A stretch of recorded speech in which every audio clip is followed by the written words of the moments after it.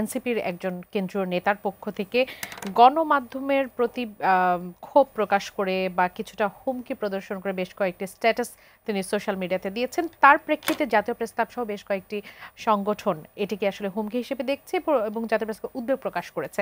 সেটি নিয়ে আসলে কি বলতে চাইবেন? এরাও তাদের দৈনন্দিন যে শখ আহ্লাদের কথা ফেসবুকে স্ট্যাটাস দিত, সেই জায়গাগুলো এখন সিরিয়াসলি রাষ্ট্রীয় সিদ্ধান্তের বিষয়গুলো ফেসবুকে স্ট্যাটাস দিচ্ছে গণমাধ্যম কর্মীদের, সেখান থেকে টুকে নিউজ করতে হচ্ছে। মানে একটা তালগোল পাকানোর মতো একটা, কোনটা ব্যক্তিগত মত, কোনটা রাষ্ট্রীয় বা তার দপ্তরের মত, কোনটা আপনার সত্যিকার অর্থে সামাজিক মতামতের জন্য দেওয়া, ঠিক বোঝা যাচ্ছে না। তো ওনারা এই প্রায় কাজটা করে থাকে, বিশেষ করে এনসিপির যারা এই তরুণ বা এই বিপ্লবী নেতারা, তারা ফেসবুকে এটা সেটা বলেন। কখনো কখনো দেখি যে একজন আরেকজনের বিরুদ্ধে, তার সহকর্মীর বিরুদ্ধেও ফেসবুকে স্ট্যাটাস দিচ্ছে। এ নিয়ে মানুষ বলছে যে কি ব্যাপার, ওরা তো বিকেলেই একসাথে পার্টি অফিসে ছিল, সামনাসামনি আলাপটা করতে পারতো, এটা ফেসবুকে দেওয়ার কি দরকার ছিল? তো এরকম একটা ধারাবাহিকতার মধ্য দিয়েই আমার ধারণা যে ব্যক্তিগত ক্ষোভ বা কোনো একটা ঘটনা থেকে তারা স্ট্যাটাস দিয়েছে। একটা জায়গায় আবার সে বলেওছে যে আমি সাংবাদিকদের জন্য বলিনি, এটা বলছি যে কোনো কোনো গণমাধ্যম এরকম করেছে, এরকম একটা ব্যাখ্যা দেওয়ার চেষ্টা করেছে। কালার এক্সপার্ট জর্জ স্যাপ এবং মাইল্ড অন হ্যান্ডস টেকনোলজি সমৃদ্ধ অরিক্স ক্রিস্টাল ওয়াশ আপনার লন্ড্রি এক্সপার্ট।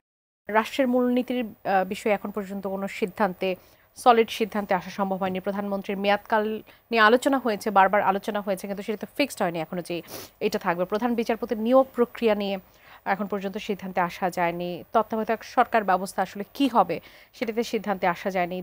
এছাড়া সংসদে নারী আসনের সংখ্যা বৃদ্ধি নিয়ে আলোচনা হচ্ছে। সবকিছু মিলে যদি আপনার কাছ থেকে একটু জানতে চাই। কনস্টিটিউশন কমিশন যেটা বলা হয়েছিল, আমার বিবেচনায় একটা খুবই ভালো প্রস্তাব।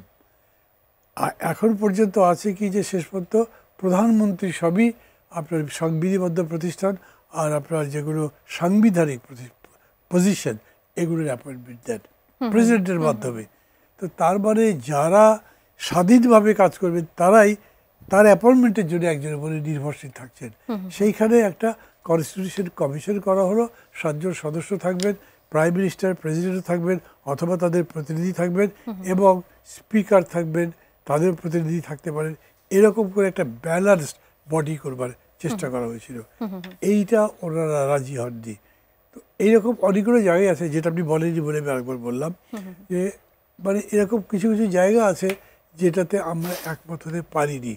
কিন্তু এইখানে ডক্টর ইউনূসের একটা কথা আমি দর্শকদের স্মরণ করে দিতে চাই।